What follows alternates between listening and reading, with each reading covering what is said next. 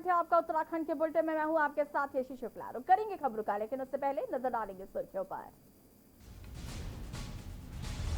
उत्तराखंड के हर जिले में बनेगी मधु क्षेत्र पंचायत। शहद उत्पादन बढ़ाने के लिए शुरू होगी योजना। बीजेपी उत्तराखंड के नवीन प्रदेश कार्यालय का भूमि पूजन और शिलान्यास। बीजेपी अध्यक्ष जेपी नड्डा ने किया शिलान्यास। भाजपा के राष्ट्रीय अध्यक्ष जेपी नड्डा बोले, सरकारों की उपलब्धियां जन जन तक पहुंचाएं कार्यकर्ता।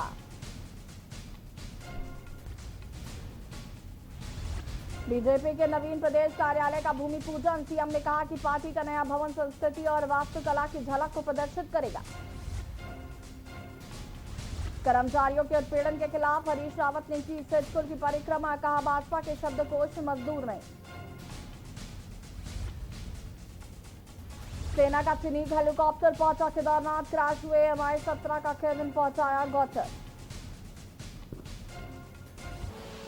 आप देख रहे हैं के न्यूज, खबरों का सारथी। और बढ़ेंगे खबरों में। भाजपा के राष्ट्रीय अध्यक्ष जेपी नड्डा ने कहा कि पार्टी 5 का कार्यकर्ता कार्यक्रम, कोष, कार्यकारिणी और कार्यालय पर कार्य करते हुए आगे बढ़ती है। कार्यालय कार्यकर्ताओं के संस्कार का केंद्र और स्रोत होता है। नड्डा ने शनिवार को दिल्ली में वर्चुअल आधार पर देहरादून में रिंग रोड पर बनने वाले प्रदेश भाजपा के नए कार्यालय का शिलान्यास करने के बाद ये बात कही। माता की भारतीय जनता पार्टी, भारतीय जनता पार्टी। धन्यवाद। भारतीय जनता पार्टी उत्तराखंड प्रदेश के प्रदेश कार्यालय के भूमि पूजन और शिलान्यास कार्यक्रम में हमारे मध्य अपना आशीर्वाद और मार्गदर्शन देने पहुंचे पार्टी के राष्ट्रीय अध्यक्ष आदरणीय जगत प्रकाश नड्डा जी, भारतीय जनता पार्टी के प्रदेश के आदरणीय अध्यक्ष श्री बंशीधर भगत जी, और कार्यालय निर्माण की जिम्मेदारी केंद्र की ओर से जिनके पास है, ऐसे हमारे राष्ट्रीय महामंत्री आदरणीय अरुण सिंह जी, केंद्रीय शिक्षा मंत्री और उत्तराखंड राज्य के पूर्व मुख्यमंत्री आदरणीय श्री रमेश पोखरियाल निशंक जी, हमारे सभी सांसदगण, श्रीमती माला राज्य लक्ष्मी साहा जी, तीरथ सिंह रावत जी, अजय भट्ट जी, अजय टमटा जी, और राज्यसभा के सांसद और राष्ट्रीय मीडिया का काम जो देख रहे हैं हमारे छोटे भाई अनिल बलोनी जी, मंत्रिमंडल के मेरे सभी सहयोगीगण, विधायकगण, जिला पंचायतों के हमारे यहाँ पर उपस्थित अध्यक्षगण और सभी उपस्थित कार्यकर्ता बहनों भाइयों, आज प्रथम नवरात्रि है और ऐसे शुभ अवसर पर हमारे प्रदेश कार्यालय का आज यहाँ पर शिलान्यास और भूमि पूजन का कार्यक्रम संपन्न हुआ है। इसके लिए मैं आप सबको बहुत बहुत बधाई और शुभकामनाएं देता हूं। पार्टी का कार्यालय, जैसा अध्यक्ष जी ने कहा कि बलबीर रोड पर भी हमारा कार्यालय है, लेकिन वहां पर कई बार बहुत तकलीफ होती थी कि पार्टी के कार्यालय पर कोई मीटिंग हो रही है, कार्यकर्ता, बड़ी पार्टी के कार्यकर्ता हैं तो बड़ी संख्या में वहां पर आते जाते हैं, तो जो स्थानीय लोग हैं उनको दिक्कत होती थी, उनको परेशानी होती थी और कई बार उनको रास्ता बदल कर भी जाना होता था। कार्यकर्ताओं को तो दिक्कत थी ही कि छोटा कार्यालय था, लेकिन स्थानीय लोगों को भी वहां पर प्रॉब्लम होती थी। मैं समझता हूं कि उन सब लोगों ने हमारी वजह से बहुत तकलीफ झेली है। मैं उनसे क्षमा चाहता हूं और साल भर और लगेगा, उनकी दिक्कतें जो उनको होती हैं वो दूर हो जाएंगी जब पार्टी का इस कार्यालय में प्रवेश हो जाएगा। तो मैं उन सब जो हमारे पड़ोसी हैं वहां पर, उनका भी धन्यवाद करता हूं कि उन्होंने कभी कोई आपत्ति नहीं प्रकट की। उन्होंने हमेशा हमें सहयोग किया और इसलिए उनके प्रति भी मैं अपना आभार प्रकट करता हूं। मित्रों, ये कार्यालय जब हमारा परिकल्पना हो रही थी और जब हमारी सरकार बनी, हमने ये प्रयास किया कि जो हमारा स्थानीय स्थापत्य है, हमारी जो भवन निर्माण शैली है और जो हमारे स्थानीय संसाधन हैं जो प्रकृति ने हमको दिए हैं, उनका हमें भरपूर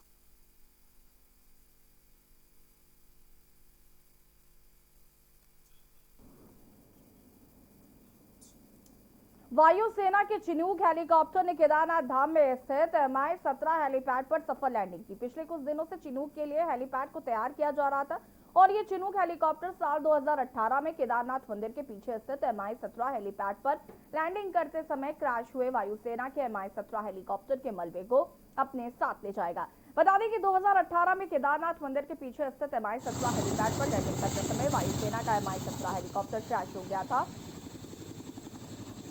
हादसे में पायलट को हल्की चोटें आई थी, जबकि हेलीकॉप्टर क्षतिग्रस्त हो गया था। उस समय वायुसेना ने क्षतिग्रस्त MI-17 हेलीकॉप्टर को वहीं छोड़ दिया था, जिसके बाद चिनूक हेलीकॉप्टर से वायुसेना के अधिकारी क्षतिग्रस्त MI-17 हेलीकॉप्टर के मलबे को अपने साथ ले जाएंगे।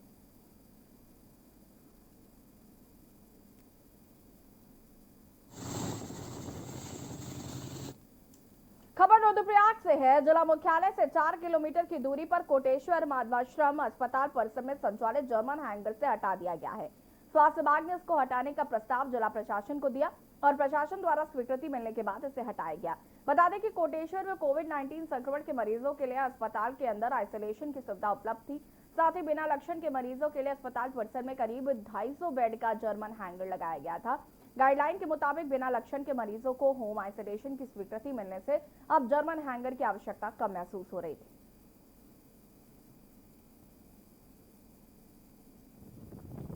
जर्मन हैंगर जब स्टार्ट किया गया था तब सभी मरीजों को आइसोलेटेड रखना होता था फैसिलिटी में। अभी गाइडलाइन चेंज हुई है कि जो लक्षण रहित लोग हैं उनको होम आइसोलेशन में रखा जाएगा। तो ऐसे मरीज जिनके पास अपना व्यवस्था है उनको होम आइसोलेशन में भेजा जा रहा है। जिनके पास पर्याप्त स्थान नहीं उपलब्ध है उनको रखने के लिए स्पोर्ट कॉम्प्लेक्स में व्यवस्था 110 मरीजों के लिए हिसाब से की गई। खबर देहरादून से है। आगामी कुंभ मेले की तैयारियों में वन विभाग भी जुट गया है। आपको बता दें कि हरिद्वार इलाके में कुंभ के समय में काफी श्रद्धालु आते हैं, लेकिन वहीं जंगलों में जंगली जानवरों का डर भी श्रद्धालुओं को सताता है, जिसके लिए वन विभाग अभी से तैयारियों में जुट चुका है। वन विभाग के प्रमुख संरक्षक जयराज सिंह की माने तो उनका साफ तौर पर कहना है कि कुंभ का मेला जल्द ही आने वाला है, जिसको देखते हुए टाइगर रिजर्व के जो एरिया हैं उनमें हाथी की संख्या काफी अधिक है, जिसको देखते हुए हमने हाथियों को कॉलर्स पहनाए हैं। साथ ही मॉनिटरिंग लगातार हो रही है।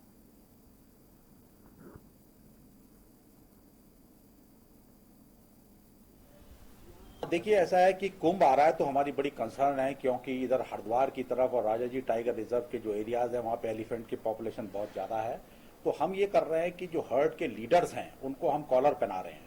कॉलर पहनाने से क्या होगा, उनकी मॉनिटरिंग होगी। अगर वो आबादी की तरफ बढ़ेंगे तो हमारे लोग पहले समझ जाएंगे कि आबादी की तरफ आ रहे हैं और हम उनको पहले से पहले मैनेज कर लेंगे। हम कोई रिस्क लेना नहीं चाहते हैं, क्योंकि कुंभ में बहुत बड़ी संख्या में लोग आते हैं। इसी तरह से लेपर्ड्स की भी कॉलरिंग हो रही है। ये काम शुरू हो गया है, फील्ड में इस समय भी ये चल रहा है ये काम।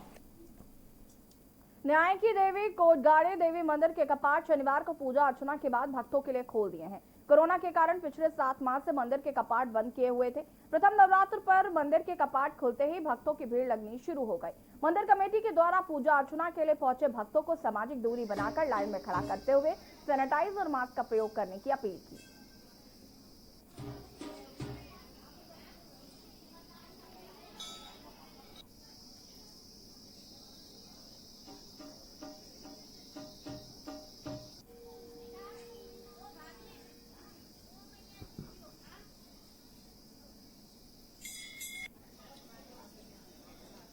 दृष्टिगत रखते हुए आदिशक्ति मां कोकिला का मंदिर 7 माह से बंद था और समस्त क्षेत्रवासी और जनप्रतिनिधियों की राय के अनुसार और मंदिर पुजारी और मंदिर कमेटी के राय के अनुसार आज प्रथम नवरात्र के शुभ अवसर पर मंदिर को दर्शनार्थियों के लिए खोल दिया गया है और आज मंदिर में बहुत भीड़ भी है। और परंतु एक जो भारत सरकार की गाइडलाइन कोविड के प्रति है, कोटगाड़ी माता के सभी भक्तों को नवरात्रि की हार्दिक शुभकामनाएं। इसके साथ ही विगत कई माह से कोरोना परेशानी महामारी के चलते मंदिर को कपाट बंद रखे गए थे। अभी विगत कई महीनों के बाद आज नवरात्रि के उपलक्ष्य में 17 तारीख अक्टूबर से जो नवरात्रियां शुरू हुई हैं हमारी।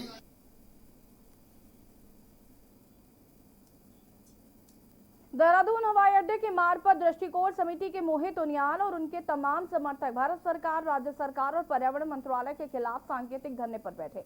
दरअसल देहरादून हवाई अड्डे का विस्तार होने जा रहा है, जिसके लिए एयरपोर्ट से सटे जंगल को भारत सरकार ने एयरपोर्ट अथॉरिटी देने की कार्रवाई शुरू कर दी है, लेकिन पर्यावरण अब जंगल को बचाने के लिए आगे आ रहा है। दृष्टिकोण समिति जौल जंगल जमीन को बचाने के लिए सरकार और पर्यावरण मंत्रालय का विरोध कर रही है।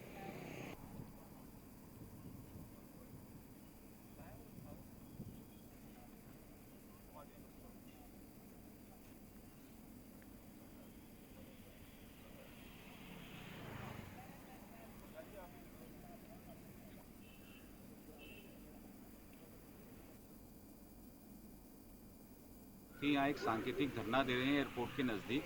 हमारी मांग है कि जो एयरपोर्ट विस्तारीकरण के लिए जो 215 एकड़ लैंड जिसमें फॉरेस्ट भी है और कुछ विस्थापित क्षेत्र भी है, उन लोगों को हस्तांतरण करने के लिए एक प्रपोजल भेजा गया है केंद्र सरकार को। हम उसका विरोध कर रहे हैं। हमारा मानना है एक तो जो 10,000 पेड़ जिनका प्रपोजल भेजा गया है, अगर ये प्रोजेक्ट पास हो जाता है तो 10,000 पेड़ कटने की कगार पर हैं। हमारे पीछे आप देख सकते हैं ये पूरा जंगल है, 150 साल पुराने पेड़ हैं। इसमें साल के पेड़ हैं, सागौन के पेड़ हैं, गुलमोहर के पेड़ हैं और कई अलग अलग प्रजाति के पेड़ हैं और वन जीव हैं, चीतल हैं, गुलदार हैं, एलिफेंट्स हैं। और बर्ड वॉचिंग के लिए ये क्षेत्र नेशनल नहीं इंटरनेशनल लेवल पे फेमस है। दूर दूर से यहाँ फॉरेनर्स आते हैं। खटीमा में 97वीं वाहिनी एसएसबी द्वितीय कमांडेंट अधिकारी ब्रजपाल सिंह नेगी के दिशा निर्देश पर मेलाघाट से समवाय एसएसबी कमांडर मनोहर लाल के नेतृत्व में अभियान चलाया जा रहा है। अभियान के तहत नेपाल सीमा पर भारत की ओर लाई जा रही अवैध तस्करी का सामान पकड़कर एसएसबी के जवानों ने आवश्यक कार्रवाई करते हुए कस्टम विभाग को सुपुर्द कर दिया है, लेकिन तस्कर अंधेरे का फायदा उठाकर गाड़ी से कूदकर फरार हो गए। वहीं एसएसबी ने मौके से बोलेरो, 34 बोरे चाइनीज मटर और 90 पैकेट इलेक्ट्रिक पटाखे बरामद कर जब्त कर लिया है, जिसकी कीमत लगभग 9,05,000 रुपए बताई जा रही है। कमांडर मनोहर लाल ने बताया कि सीमा पर अवैध तस्करी व गतिविधियों को लेकर एसएसबी द्वारा अधिक कड़ी चौकसी की जाएगी।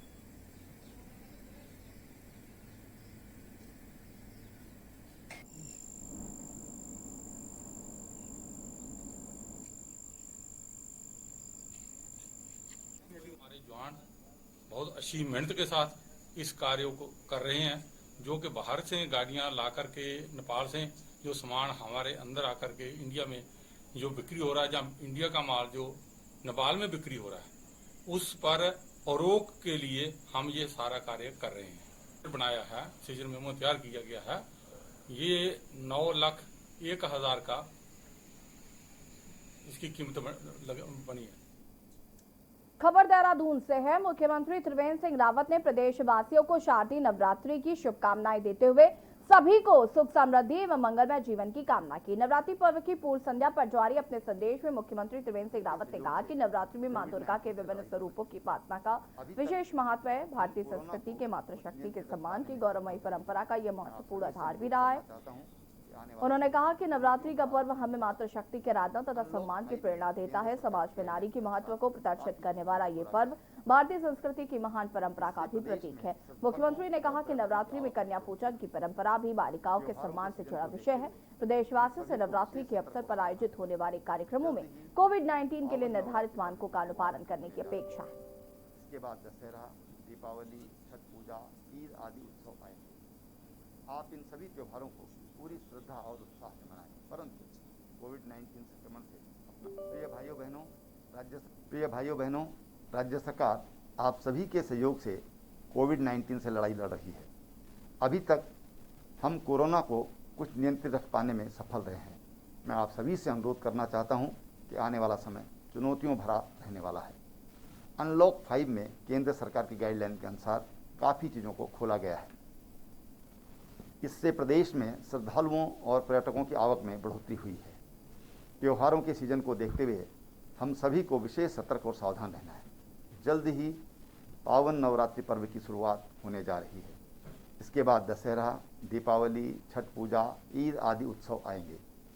आप इन सभी त्योहारों को पूरी श्रद्धा और उत्साह से मनाएं, परंतु कोविड-19 संक्रमण से अपना बचाव भी बेहद जरूरी है। नैनीताल में नवरात्रि के उपलक्ष्य पर विभिन्न मंदिरों में देवी के 9 रूपों की पूजन के लिए बड़ी संख्या में श्रद्धालु उमड़ रहे हैं। नवरात्रि के पहले दिन नैनीताल के प्रसिद्ध मां नैना देवी मंदिर में भक्तों की भीड़ रही।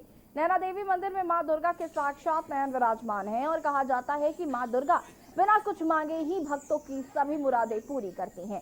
शारदीय नवरात्रि के पहले दिन मां नैना देवी मंदिर में भक्त मां की उपासना में तल्लीन दिखाई दिए। मां नैना देवी के दर्शनों के लिए लोगों की लंबी कतारें लग रही हैं, जिसमें स्थानीय लोगों के साथ बाहर से आए पर्यटक भी शामिल हैं। माना जाता है कि मां दुर्गा अपनी आंखों से हर इंसान के दुख दर्द देख लेती हैं और भक्तों की हर मनोकामना पूरी करती हैं। नवरात्रि में लगातार 9 दिनों तक मां नैना देवी में भव्य पूजा अर्चना जारी रहेगी।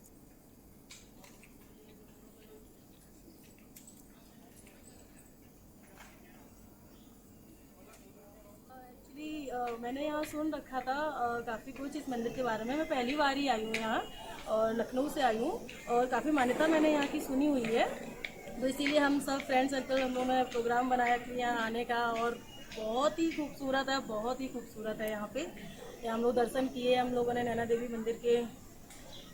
बहुत ज़्यादा माँ के प्रति तो आस्था होगी ही एक्चुअली सबके लिए ही। के जो 52 शक्तिपीठ हैं भारतवर्ष में, उनमें से एक पीठ ये भी है और यहाँ पर माता शक्ति का बायां नेत्र गिरा ऐसा कहा जाता है। तो ये शक्तिपीठ में आता है, नेत्रों की देवी जिनको कहते हैं। जिन लोगों की आंखों की ज्योति कम हो जाती है तो उन लोगों को यहाँ पर नेत्र चढ़ाने से आंखों में ज्योति पुनः लौट करके आ जाती है। और बहुत 3-4 साल पहले की बात है कि नेपाल से महिला आई थी अपने लड़के का इलाज कराने के लिए सीतापुर हॉस्पिटल में। लेकिन किसी को उसने बताया कि तुम यहाँ दर्शन करने के लिए आए, उसने यहाँ नेत्र चढ़ाए। नवरात्रि पर सितारगंज में भी देखने को मिली मंदिरों में भीड़। माता रानी के भक्तों का मंदिरों में सुबह से ही तांता लगना शुरू हो गया। भक्त काफी संख्या में सुबह से मंदिर के लिए निकल गए। बता दें कि नवरात्रि का आज दूसरा दिन है और नवरात्रि के पहले दिन मां दुर्गा के शैलपुत्री स्वरूप की पूजा अर्चना की गई। पर्वतराज हिमालय के यहाँ पुत्री रूप में उत्पन्न होने के कारण इनका नाम शैलपुत्री पड़ा। पूर्व जन्म में प्रजापति दक्ष की कन्या थी, तब इनका नाम सती था और इनका विवाह भगवान शंकर जी के साथ हुआ था। प्रजापति दक्ष के यज्ञ में सती ने अपने शरीर को भस्म कर अगले जन्म में शैलराज हिमालय की पुत्री के रूप में जन्म लिया। पार्वती और हेमवती भी उन्हीं के नाम हैं।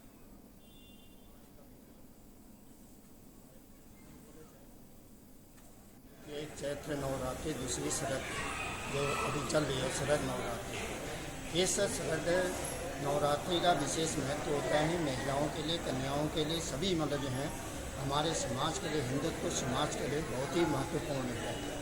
और माता जी बहुत दिनों से लॉकडाउन के बाद आज एक कुछ मतलब हैं हमारी सरकार की ओर से थोड़ी सी छूट मिली है, जिसमें कम से कम 200 व्यक्ति, लेकिन आज भीड़ भड़ाका काफ़ी है। और यहाँ पर वक्त हो गया एक छोटे से ब्रेक का, चल हाजिर होंगे।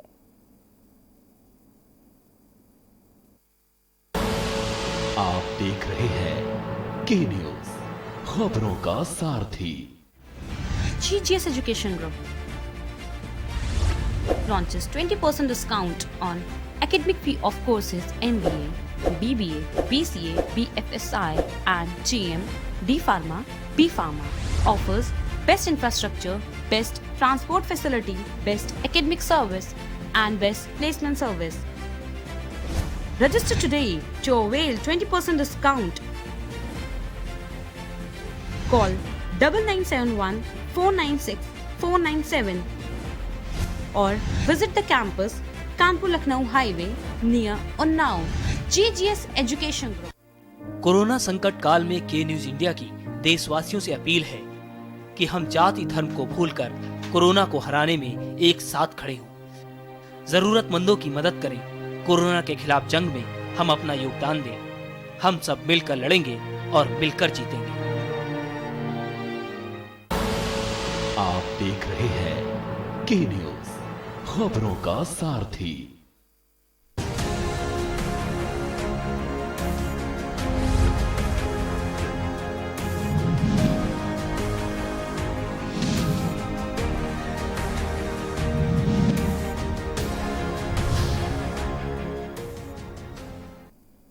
ब्रेक के बाद एक बार फिर से आप सभी का स्वागत है। देश भर में कोविड-19 की गाइडलाइंस के बीच शारदीय नवरात्रि का शुभारंभ हो चुका है और इस अवसर पर काशीपुर में विभिन्न मंदिरों में मां के प्रथम स्वरूप मां शैलपुत्री की पूजा की गई, जिसमें मां के भक्तों की मंदिरों में लंबी कतारें देखने को मिली। नवरात्रि के 9 दिनों को बेहद पवित्र माना जाता है। मान्यता है कि इन 9 दिनों में जो भी सच्चे मन से मां दुर्गा की पूजा अर्चना करता है, उसकी सभी इच्छाएं पूर्ण होती हैं। मां चामुंडा देवी शक्तिपीठ के मुख्य पुजारी पूरन चंद्र पांडे ने नवरात्रि के महत्व को समझाते हुए केंद्र सरकार के द्वारा कोरोना की गाइडलाइन का पालन करने की बात कही।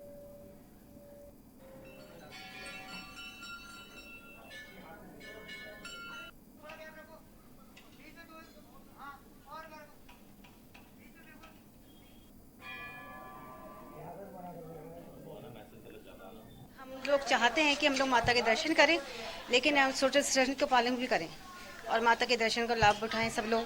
लेकिन थोड़ा ये है कि थोड़ा डिस्टेंस बना के रखें बस। हमें तो बहुत अच्छा लग रहा है, हमें लग रहा है कि माता के दर्शन सभी को मिलें, सभी को लाभ हो इसका, लेकिन हमें थोड़ी सतर्कता बरतनी पड़ेगी।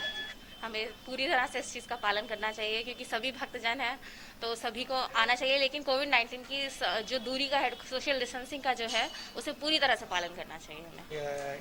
चामुंडा देवी मंदिर पर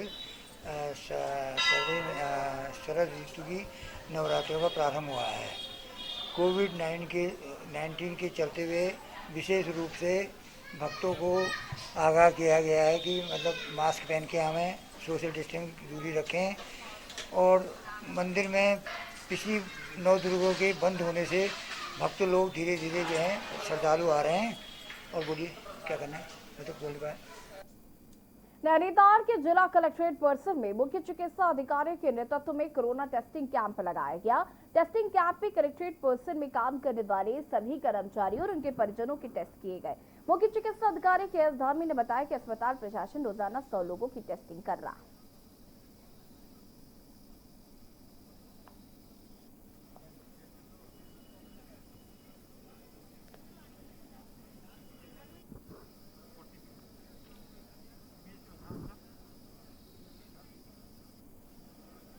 हम लोगों ने आज कैंप लगाया हुआ है और आज यहाँ मैक्सिमम लोगों की जो है हम लोग सैंपलिंग करेंगे कोरोना के लिए।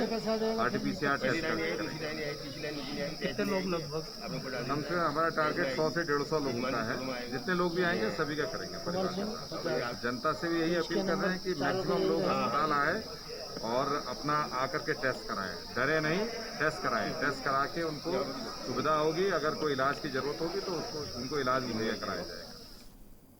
उत्तराखंड की बुलेटिन में फिलहाल इतना ही। देखते रहिए के न्यूज़ इंडिया। नमस्कार।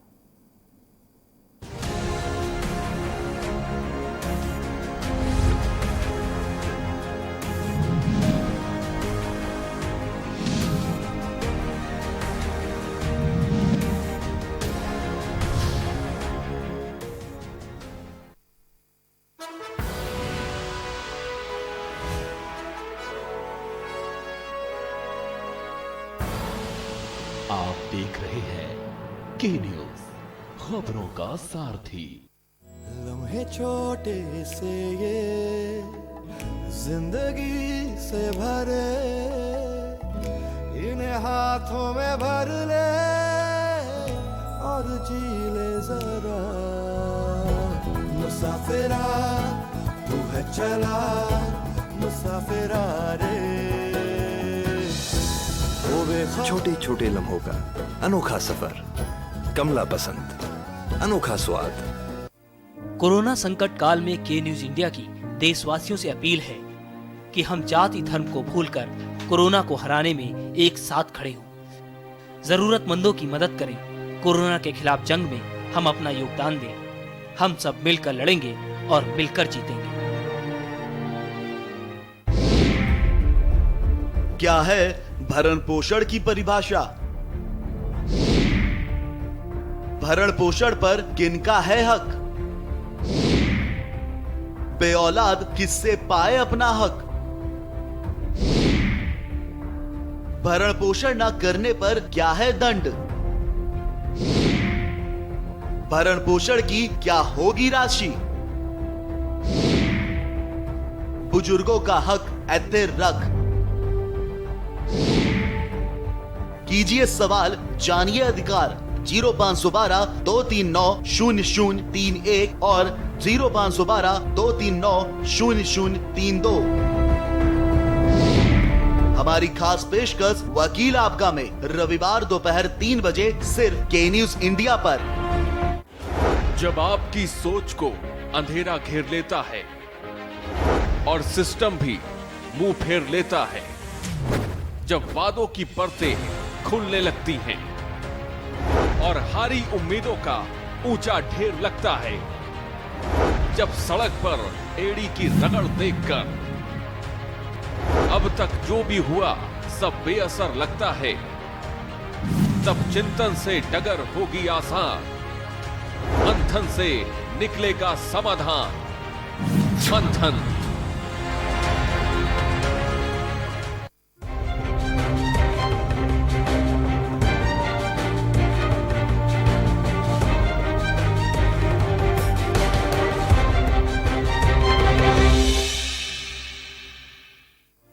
कोरोना संकट काल में के न्यूज इंडिया की देशवासियों से अपील है कि हम जाति धर्म को भूलकर कोरोना को हराने में एक साथ खड़े हों। जरूरतमंदों की मदद करें। कोरोना के खिलाफ जंग में हम अपना योगदान दें। हम सब मिलकर लड़ेंगे और मिलकर जीतेंगे। करें अपने जीवन को कृतार्थ। सुने श्रीमद् भागवत कथा रोज प्रातः 6:30 बजे मेरे साथ सिर्फ के न्यूज इंडिया।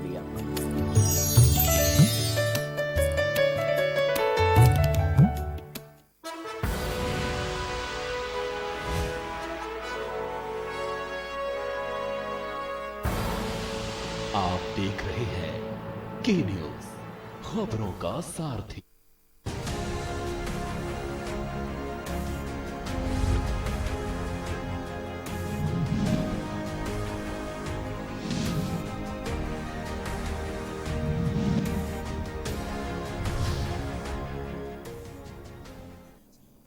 नमस्कार, स्वागत है आपका छत्तीसगढ़ के बुलेटिन में। मैं हूं आपके साथ यशी शुक्ला। रुक करेंगे खबरों का, लेकिन उससे पहले नजर डालेंगे सुर्खियों पर।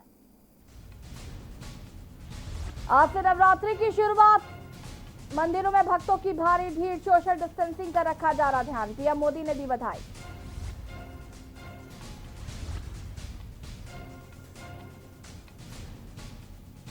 शारदीय नवरात्रि की सीएम ने दी बधाई।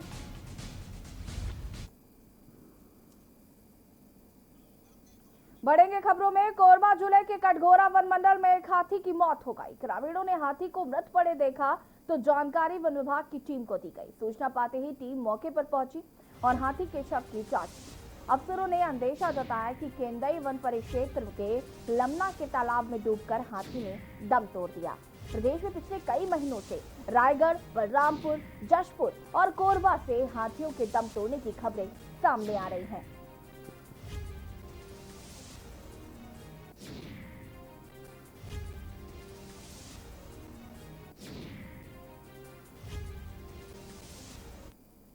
प्राथमिक जो लक्षण दिख रहे हैं उसके अनुसार ये पाया गया है कि तालाब में डूबने से मौत हुई है। ये जरूर है कि इस हाथी को और इसके पूरे दल को 46 जो एलिफेंट्स हैं उसको रात में ट्रैक किया गया है। ट्रैकर्स लगे हुए हैं। इसी गांव के जो है 3 व्यक्ति ट्रैकर के रूप में भी काम कर रहे हैं। तो ये हाथी का दल लगभग 1-1.5 महीने से इस एरिया में है। उसी दौरान 2 बच्चे भी पैदा हुए हैं। उन्हीं में से एक प्रतीत होता है ये जिसकी डेथ हुई है। दशहरा पर्व का महत्वपूर्ण विधान जोगी विधाई की रस्म शनिवार शाम सिरहासार भवन में पूरी की गई और इस बीच राजा के प्रतिनिधि के तौर पर 9 दिनों तक उपवास रखने वाले जोगी ने मास्क पहनकर कोरोना से बचाव का संदेश दिया। कोरोना महामारी से के बीच इस वर्ष आम नागरिकों को पर्व में किसी भी अनुष्ठान में शामिल होने की अनुमति नहीं दी गई है और लगभग 600 वर्षों से चली आ रही परंपरा के अनुसार आमाबाल गांव के भगत राम को विधि विधान से मावली देवी की पूजा अर्चना के बाद सिरहासार भवन पहुंचाया गया। इसके बाद जोगी 9 दिनों के तप के लिए बनाए गए गड्ढे में बैठे। शनिवार शाम सिरहासार भवन में मांझी चारकी व पुजारी की मौजूदगी में जोगी को नए वस्त्र पहनाए गए। 13 साल हो रहा है बैठ रहा हूँ। परंपरा से हमारे परंपरा से दादी की समय से चल रहा है, अभी तक से चल रहा है। अभी माई जयंती सूर्य के आशीर्वाद में सीरासार भवन में गड्ढा में 9 दिन तक तपस्या माई की आराधना से बैठते हैं। कहाँ से सीखे? इसी का माई जी लाया हमारा दादी पीढ़ी लोगों को, और यहाँ जो दशहरा में तपस्या करने लाया, माई जयंती सूर्य लाया, और अभी तक से परंपरा से हमारा नियम हमारे खानदान पे चल रहा है। एक और शासन के नुमाइंदे ये दावा कर रहे हैं कि लंबे समय से आबादी भूमि पर बसे गरीब परिवारों को भूस्वामी का उन्हें अधिकार दर्जा पट्टा दिया जा रहा है, और वहीं दूसरी ओर शासन के आदेश पर ही प्रशासनिक अमले द्वारा उन्हीं गरीब परिवारों की झोपड़ियों को जेसीबी से तोड़ने का फरमान जारी किया जा रहा है। ताजा मामला महासमुंद जिले के सरायपाली नगर पालिका का है, जहां पालिका प्रशासन द्वारा मुख्य सड़क के किनारे अवैध रूप से बसे अतिक्रमणकारियों के विरुद्ध नोटिस जारी कर 7 दिनों में अतिक्रमण हटाने का आदेश जारी किया गया। पालिका प्रशासन द्वारा अतिक्रमण न हटाने की स्थिति में कड़ी कार्रवाई का संकेत दिया गया है। वहीं इसके विरोध में पीड़ित पक्षकारों की ओर से नगर पालिका सभापति हरदीप सिंह रैना द्वारा आपत्ति करते हुए गरीब परिवारों के लिए अन्यंत्र जगह व्यवसाय एवं रहने हेतु भूमि देने की मांग पालिका प्रशासन से की गई है। अतिक्रमणकारियों का कहना है कि वे विगत 40-50 वर्षों से अपने बाप के जमाने से काबिज भूमि पर छोटा मोटा व्यवसाय कर गुजर बसर करते आ रहे। ऐसे में बिना समय दिए नगर पालिका प्रशासन द्वारा 7 दिनों के अंदर जगह खाली करने का आदेश दे दिया गया है, जिससे गरीबों के लिए रोजी रोटी की समस्या आ गई है। वहीं पीड़ित पक्षों द्वारा सरायपाली नगर पालिका अध्यक्ष, विधानसभा नेता प्रतिपक्ष, नगरीय विकास मंत्री, उच्च न्यायालय रजिस्ट्रार, मुख्यमंत्री, छत्तीसगढ़ शासन, राज्यपाल, प्रधानमंत्री सहित देश के राष्ट्रपति को ज्ञापन देकर न्याय की मांग की है।